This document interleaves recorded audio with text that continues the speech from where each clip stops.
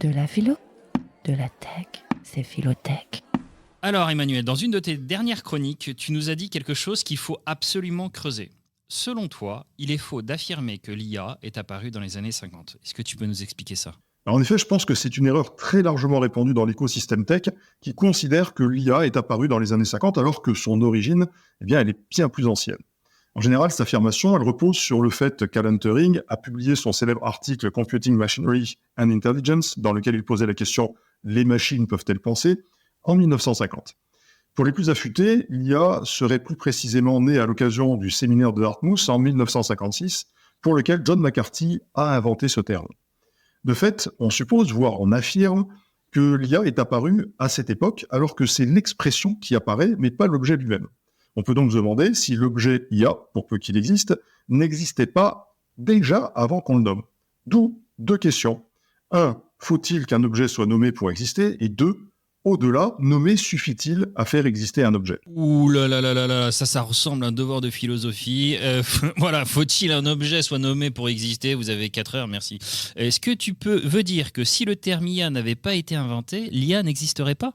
Alors, c'est une possibilité, en effet. Mais pour que tout le monde comprenne bien, si tu me permets, je voudrais commencer par la seconde question. Nommer suffit-il à faire exister un objet ?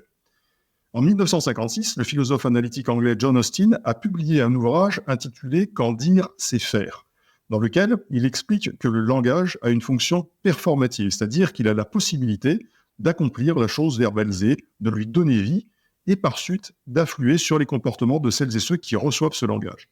C'est ce qu'on appelle un acte de langage, c'est-à-dire un énoncé qui permet au locuteur d'agir sur son environnement, et qui sera développé par le philosophe du langage John Searle dans son livre « La construction de la réalité sociale », puis repris par le courant du constructivisme social. On peut donc considérer que l'invention de l'appellation « intelligence artificielle » a conduit à la perception de son existence, indépendamment du fait qu'elle existe effectivement ou pas. L'acte de langage a ainsi eu un effet psychologique sur celles et ceux qui l'ont reçu, c'est ce qu'on appelle l'effet perlocutoire. Donc le langage peut tout à fait créer une réalité, et par conséquent, nommer une chose peut suffire à la faire exister, au moins sur le plan symbolique. 1956 serait donc au mieux la date de naissance symbolique de l'IA. Mais ça ne veut pas dire que l'IA n'existait pas avant cette date, c'est-à-dire avant d'avoir été nommée.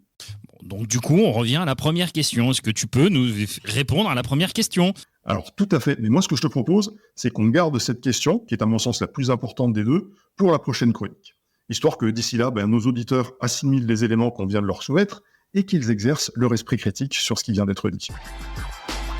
French Tech, esprit critique pour tech éthique. Mais quel partisan